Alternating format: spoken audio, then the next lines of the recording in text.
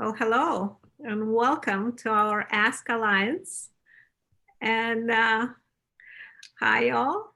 And today we have a special, very special guest. We're just chatting how far back we go, knowing each other. And that is Thomas Ward of the Thomas Ward Insurance Agency. Welcome, Tom. Thanks for sharing this time with us. And tell us a bit about yourself. And then we all have questions prepared for you. Well, thanks for having me, Alexis. Thomas Ward Agency.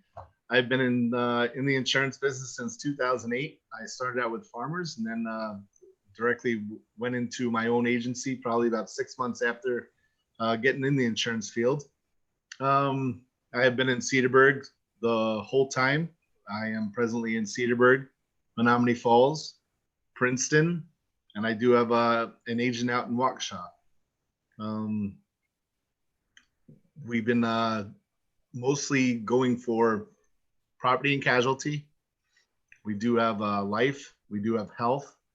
We have swayed away from the health portion a little bit, but we do have a company that does all our health for us. So we do outsource our health up into Appleton. So that's where we go for that. Other than that, the questions that you have for me, I would love to hear any of them, and we can go from there. Awesome. Sounds good. Can I ask the first question? Sure can, Lori. All right. So tell me, what is the difference between replacement cost and market value? On which? On a home. On a home. Replacement costs and market value. Market value is what your house is actually going to sell for. Replacement cost is what's going to cost to replace the home in the condition that it's in right now. So you have to take into consideration the cost of the boards, cost of sheetrock, cost of all the materials going into it, and having them actually physically replace it. So your house may be 3,400 square feet and may sell for $420,000, but it may cost you $600,000 to actually replace the house, depending on what the market value of the products are to actually do the house. So that's basically the difference between replacement cost and market value. Market value is what the realtor is going to sell it for, or what it's going for on the market. Replacement cost is what it's going to cost to actually replace the house. So, but because we're talking about insurance on it, I need to make sure that when I take out an insurance policy that it is for my replacement cost, correct? Correct. You're going to have to do it. Most of your banks will require you to take out a replacement cost policy.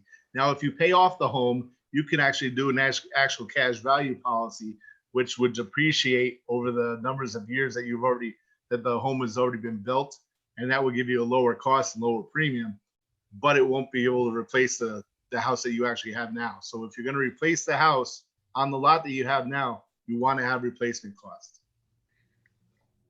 But most insurance companies, I mean, is that something that I actually have to look at on my policy, or is that something that most insurance companies are going to on the replacement cost? No, some insurance companies don't do replacement costs after so many years. Some, like if it's a 40-year-old house, some of them won't do a replacement cost on the home, and you have to add that onto the policy. So it might be an extra cost to actually put replacement cost onto the policy, or they may not just do it. They may not do it at all. So that was a good question. Okay. You're not always covered for replacement cost on the home. Oh, that is good. That would be a huge surprise if there was some catastrophe and it's like, oh my goodness. Correct. And a lot of people within the replacement cost, a lot of people don't think about debris removal also. So you may have 100% replacement cost of the home, but you may not be covered for the debris removal. Say your house burns down halfway. Guess what? You still have to have that stuff removed out of the way in order to build the new house. So that comes into the situation where it may cost you $100,000 to have everything removed, and you still have to come up with that money if you don't have debris removal on it also. Wow. Okay. Thank you.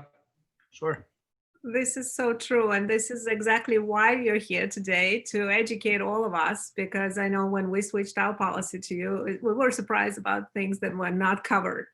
And every time I introduce your name to my friends and my clients, I was like, you got to check because you look for the best product and then the best value. Sure. So, and always there for us. So my question to you is, a lot of time when I introduce people to you, they're kind of pulled back. It's like, why do you need to know the social security number? Why do you need all my personal information? Could you share with us why this is important? It's important for me to get all your information up front is because they do a they don't call it a credit check, they call it an insurance score. And it's based off your credit rating and everything else. And so to get an insurance score for you, an accurate insurance score, I need your social security number to do all the background checks on that.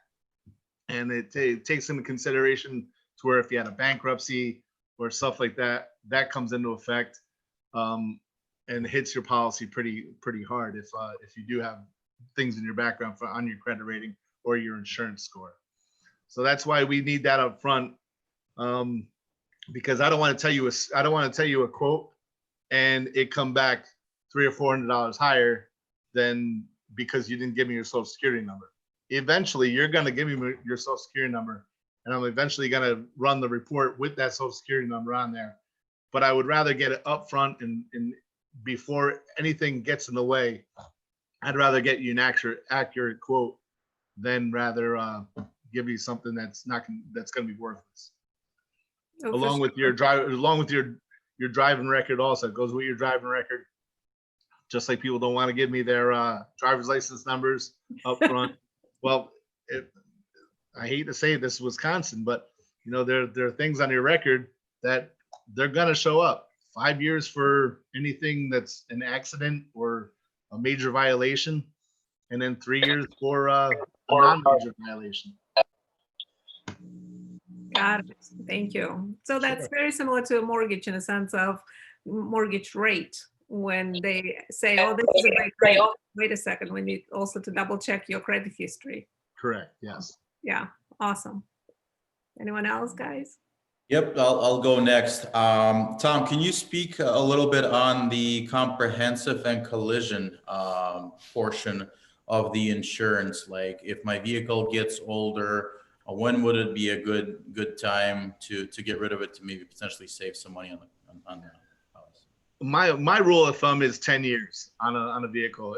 For your comp and collision, I myself, after a car is 10 years old, I would drop my comp and collision because most of the time it's not worth anything after that. But that being said, there are some vehicles out there like a Lincoln Navigator and you know, just looking at that one, they're holding their value for over 10 years now. So you might want to go 15 years. You really want to look at your blue book value of your vehicle before you drop the comp and collision on the vehicles, because you know it may be worth $20,000 and the vehicle's 15 years old.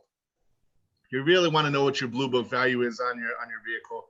And I'll be honest with you, insurance companies don't go by a blue book; they go by a green or a black book. I forget which one it is, but it's they go by a different value than the blue book. But if you're looking at the value of your vehicle, you want to make sure it's worth your while, and you're not paying you know an extra $300 a year for something that you're not going to get the money out of. So you just want to add it up over the years and see what you're going to really make on it. Okay, thank you. Sure. Edward. Anyone else? Yes, I'll go next. So then what's usually covered in a condo policy? A condo policy, that's a good question, because condo policies are weird. You really have to read your whole condo policy, because some condo policies you're actually responsible for the outside, and some of them you're responsible from just the walls in.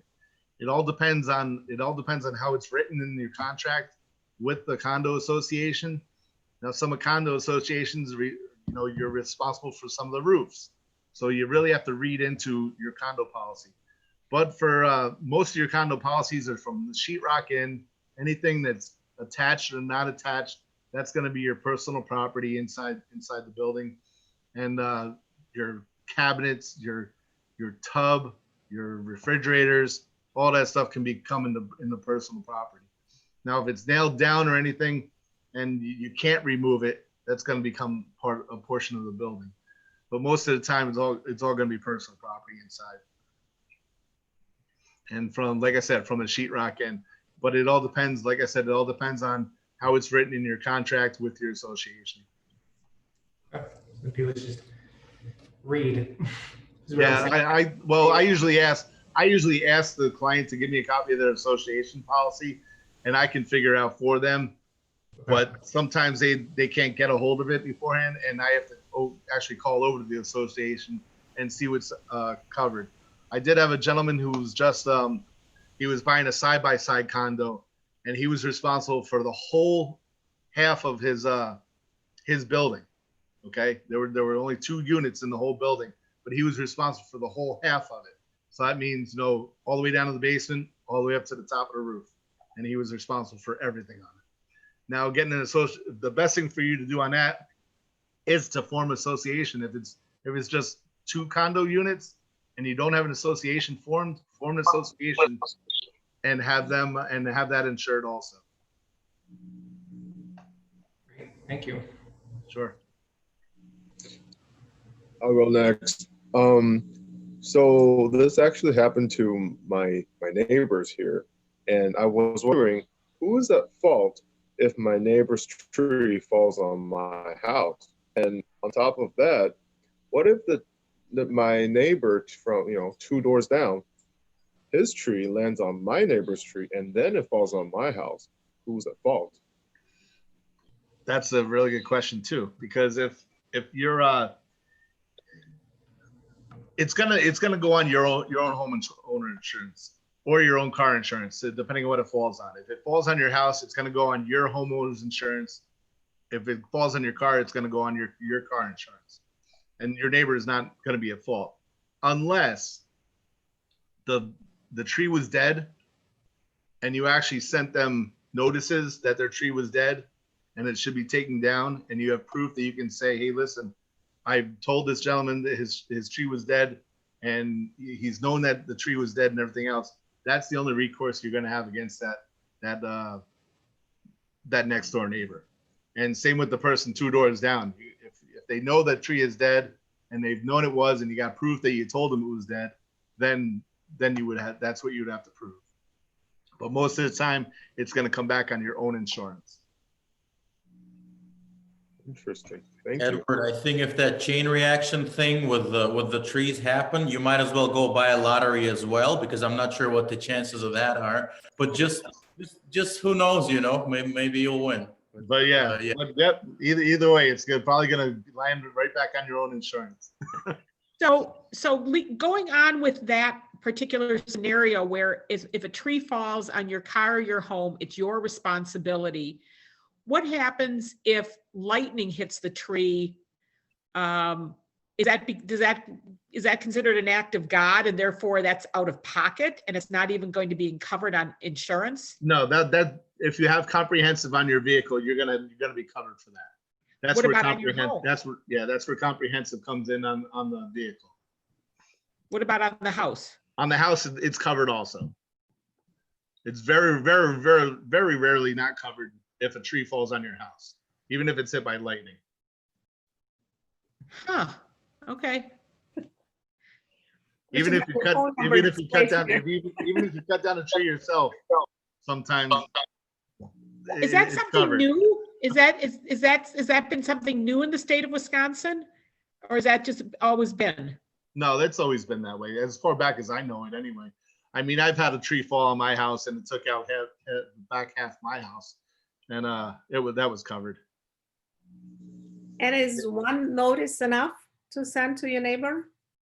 I would actually do more than one, and I would actually do one, at least one by certified letter, to make sure that they did get a letter stating, and you can prove that that's what you sent over to them.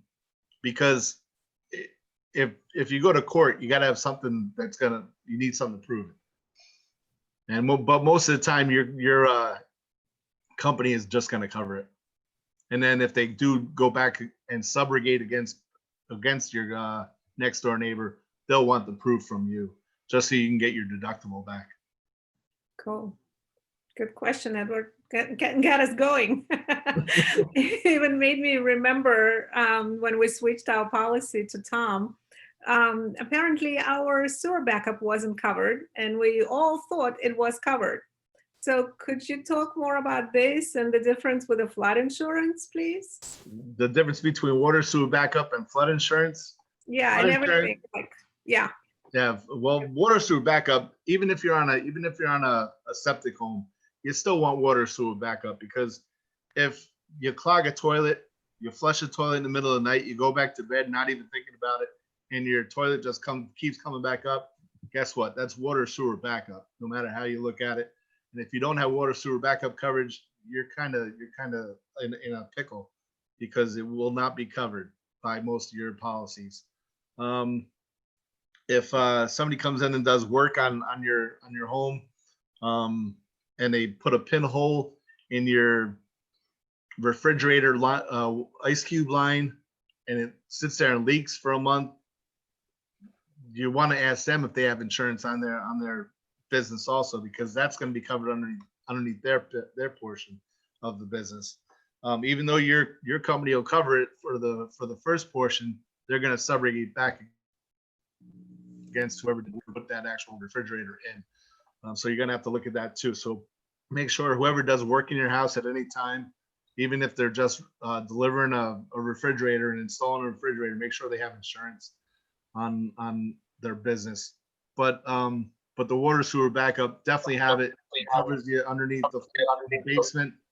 If you actually, if that starts to back up, your water drains start to back up, your sub pump goes out, and it starts to back up into your basement, I usually put $20,000 on everybody's house.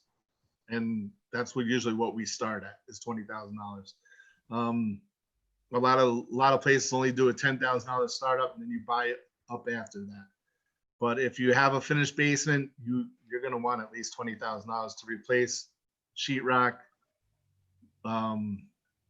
wood, any carpeting you have down, any hardwood floor, anything that you have personal items in the basement, even if you have just racks of stuff, and you just use it as storage, you're gonna want to replace that stuff. So get the water sewer backup. Definitely if you have a sub pump in the basement, make sure you get a battery backup at least.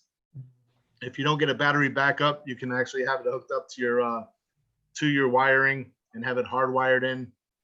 But if the electric ever goes out, you want to have the battery backup just so it'll at least give you probably 4 hours before the battery actually dies. So just word of the wise, get the backup water sewer backup insurance, no matter if you're on city sewer and water or septic. And what about the flood insurance? Flood insurance is a totally different cat. It's you're gonna have to see what your elevation permit says. There's a lot of different elevation certificates, the levels of elevation certificates, and you see where you're actually going to be on the flood waters, where the floodplain is. Most of your companies most of your banks, if you have a loan, will tell you if you need flood insurance or not, flat out, because they'll know if you're in a floodplain, and they will not let you own that house without flood insurance. Sometimes it can be very expensive, and sometimes it can be pretty cheap. So if you're in a next zone, and they want it because you're still in that zone, you may flood in a 50-year, 100-year flood. You may flood. It's usually pretty cheap. But if you're in a -2 or -3, then you're getting in the expensive area. Got it. Thank you. Just a curiosity, what's your thoughts on umbrella policies? Umbrella policies are good. I mean, I have an umbrella policy. I would say if you have a decent driving record and everything else, it's not going to cost you much. It'll probably cost you about another $100 to $200 a year for an umbrella policy, depending on what you own, depending on if you have ATVs, boats, snowmobiles, and stuff like that. It gives you an extra $1 million of liability coverage on top of what you already have with your home and your autos. Do you recommend it? I know that I umbrella highly recommend it. are, if somebody falls in your home, that's what's going to cover. Correct. I highly recommend it. It's going to fall on your liability at home first, and then it'll go into your umbrella policy. But if you get sued for over $1 million, most of the time you're not going to have $1 million policy on your house. You probably have about 500,000 on your house is what most people have. But if they get an umbrella policy, it'll cover them over another $1 million on top of that. Now, depending on which companies you go with, some are a true $1 million policy on top of it, and some are up to $1 million. You have to watch the fine line on that also, because there are some companies who have $500,000 liability. They rate you a $1 million umbrella policy, and it's only up to $1 million. Some companies go, you're $500,000, and then you buy the umbrella policy and you get $1.5 million of coverage. It all depends on how your company actually writes their umbrella policy. So you do have to ask that question, if it's an extra $1 million or if it's up to $1 million policy. But they're both worth getting. They're usually very cheap on getting the policy, and it's usually worth it. Do you recommend up to like that 1.5, or do you recommend that $1 million is sufficient? Well, what it is $1 million. $1 million is the policy, or you can go 2 million, 3 million, 4 million, 5 million. They go in $1 million increments, but like I said, it depends on your company if they just go up to $1 million or if they go up to 1.5 million. Or if you have $300,000 of liability on your house, it'll go up to 1.3 million, depending on what their lower criteria is. Now, there are also some companies out there to where if you have $300,000, but they have an underlying limit, you have to have $500,000, and you only have $300,000 to get that extra $1 million. I know this is confusing the way I'm saying it, but it's if you have a $300,000 liability policy, but they'll start paying after $500,000, you may be liable for $200,000 in between that. So you have to really talk to your agent and see what kind of policy they're giving you on the umbrella side. But most of the companies that I represent, they all do $1 million on top of whatever your underlying limit is. So it could either be 1.3 million or 1.5 million coverage. Okay. And a lot of times on the automobile side, you're required to have a $500,000 policy on the auto, 500, 500, 100, or a combined single limit of 500,000. This talk makes you think that you shouldn't jump on these real quick online cheap quotes that are out there, and I'm guilty of it myself. Sometimes I would call my agent and be like, hey, I'm looking at this quote online, blah, blah, blah. It's cheaper and this and that. She's like, all right, how in depth did you get into this? Apple, in terms of comparing apples to apples and all that good stuff. There's a lot that happens in the background of your policy that you should consider. Without a doubt.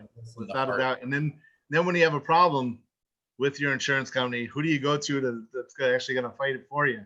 Yeah. That's what I'm here for. I mean, you get an agent whenever you pick up the phone and call, but you never get the same agent every time. You're not working with one single person. And when we do have a problem with the insurance companies, guess who gets to call them? I get to call them. Right. I don't want you ever to have to talk to them, except if they have a claims portion of it. They'll just to get some information from you. Otherwise, they're going to talk to me on everything that they do. Awesome. I have one more, another question. Sure. So what would be many years ago, I sold a home to a first-time home buyer. Mm-hmm. And we had the home inspection, everything was fine. And they obviously, as a condition of getting their mortgage, they had to have homeowners insurance. Mm-hmm. I don't remember what company they purchased it from, but it was a good company, actually. They moved to the house And about a week moving into, they started having water issues. And turns out that given all of the trees that were around their neighborhood, tree roots got into their plumbing laterals. They ended up having to dig. So they, of course, called because, 2 weeks into home ownership, first time home buyers, and they're starting to get these 5-figure fixes for, having to dig up their lawn, having to put in all these new laterals because all of the tree roots were, coming in, getting into it. Turns out their insurance agent sold them, which I still could kiss this insurance agent if I even know who it was, and sold them like this first time homeowners policy that protected them during this first year for this unforeseen circumstance. And ultimately, long story short, it was all covered under their homeowners insurance. Sure. A huge surprise. I hadn't even heard of this insurance policy before.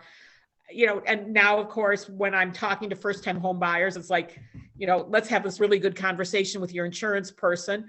But of course, I also, as a realtor, look a little bit more closely at how many trees are on the lot to see if this is something that we should even be having inspected. But if trees have come down, I mean, there's all sorts of circumstances. But what is this policy? Is this really just a first-time home buyer's policy? It depends. It depends on which company you go through, to be honest with you, because some people will not cover that at all. Some people will, or some insurance companies will cover it. But sometimes that's an actual add-on onto your policy. Anything that's a lateral from outside of your home to the street, that's always the questionable area that sometimes is not covered. But you can get a policy that covers your lines to go out to the street. Yes. My buyer did not know that it was on there. I did not. I mean, the insurance company added it on. Correct. I mean, I don't know if they were trying to get. It was. I mean, but it was just. It's such a wonderful surprise that this whole thing ultimately got covered on insurance. And what's surprising is I most of the time that would go back on a home inspector, because they didn't inspect the lines going out to the street. Correct, but most home inspectors, I mean, I don't find most home inspectors do that unless it's a specific ask. Sure. They look at they contain within what's within the home. Mm-hmm. Yeah. So you don't see when you have them inspected to do lateral lines out to the street. They do make a recommendation, and the inspector we had on the prior webinar is the one who's going to point out and show you the trees out there growing right in line with that, and would say, well, that's where you think you would want to inspect it. Correct. Yeah. And do you normally have them inspect those lines? Very few buyers do that. Okay. Very few, because it's additional cost. Yeah. It's an additional cost. Typically, the sellers don't know anything about what's gone on under, in the roots of their home.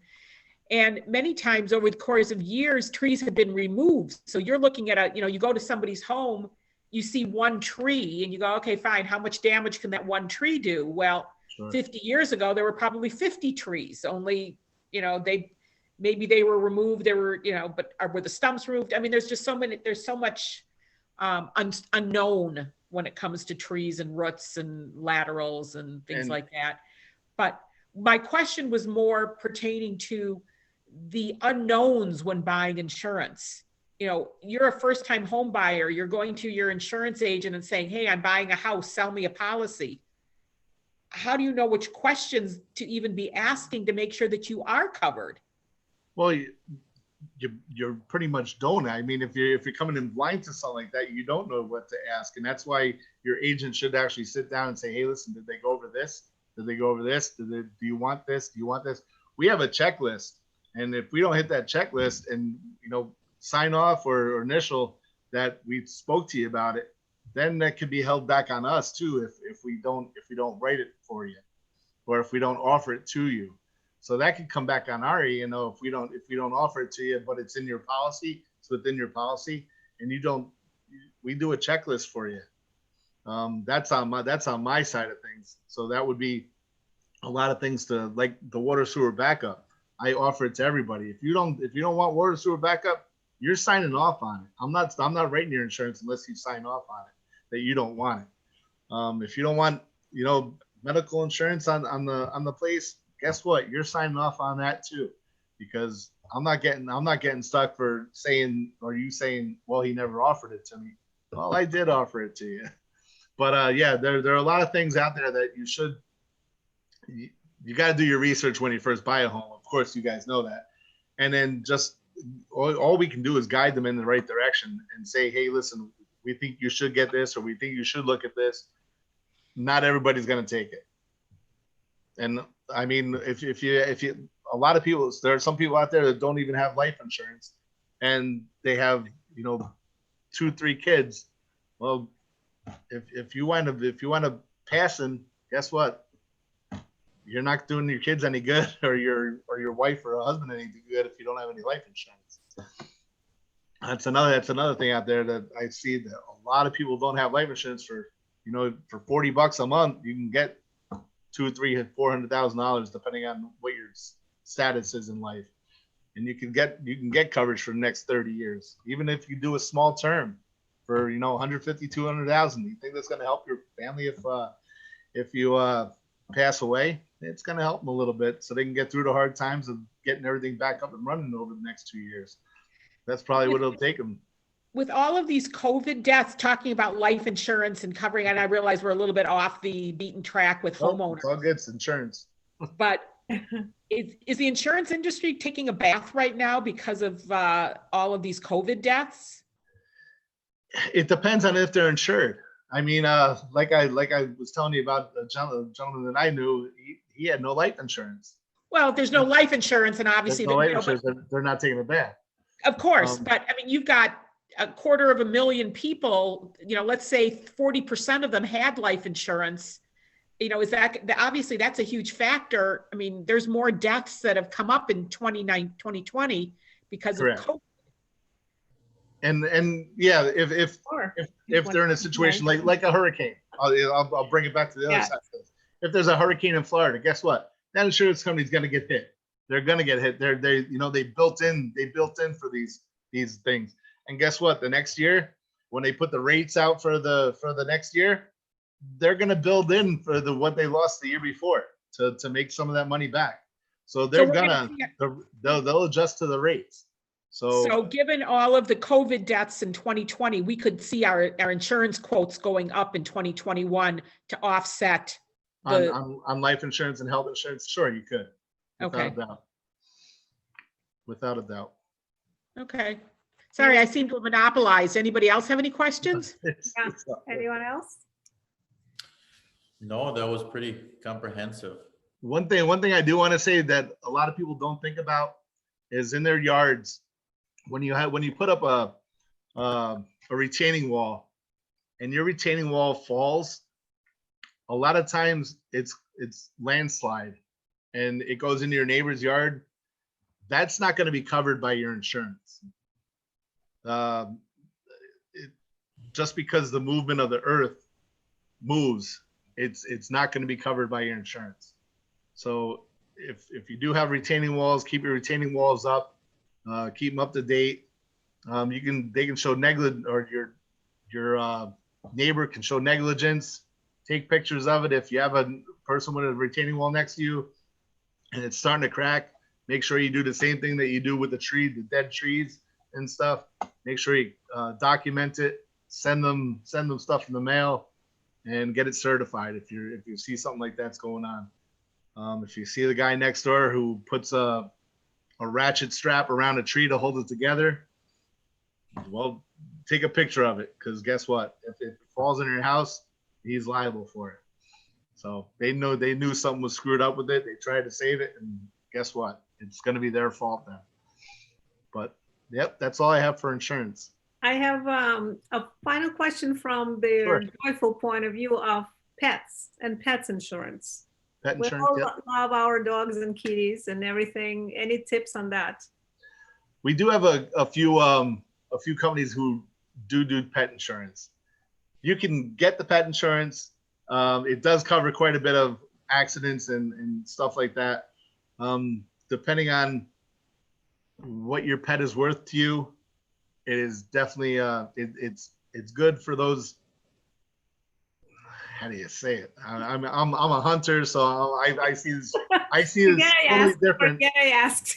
I see this totally different than other people do. What about a biting dog, the one who kind of snapped and you're the owner? Then you if you have a pit bull or anything like that, you have better have making sure that you have a company that does cover you.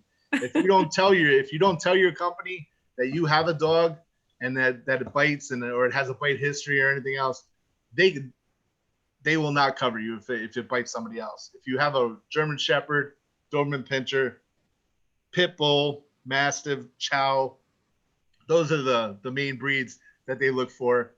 And there are companies out there that will cover them, but there are companies out there that will absolutely not.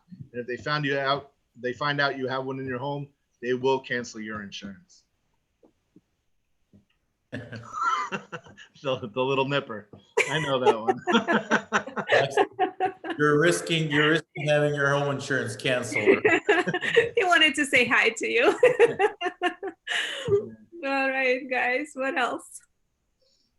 We're good. I think this was excellent. Lots of good knowledge here. Yeah, yeah. Thank you for spending part of your Friday afternoon with us. Not a problem. It was enjoyable. Thank you so much. The more you can get out there and the more people can learn about insurance and what they should actually cover themselves for. Is I know people look at insurance and it's like, oh, we're just another car salesman. But I'm telling you, if you get the right insurance agent, you're going to appreciate it. So one last plug for your company. Are you an independent insurance agent? I am an independent insurance agent located in Cedarburg, Menominee Falls, and Princeton. Yep. Does that mean you only cover those areas, or that just No. means where your We'll office cover is? the whole state of Wisconsin, and we're in Minnesota also. We cover Minnesota also. Very good. All right. Well, thank you so much. Well, Thank thanks for you. having me. And Thank you. Thanks All for right. valuable knowledge. Yeah, if you have any more questions, give me a call. will do. Thank you. And Thank our you. next event? Yes, so thank you everybody for able to attend today. It was great knowledge. Thank you, Thomas, again for your wisdom.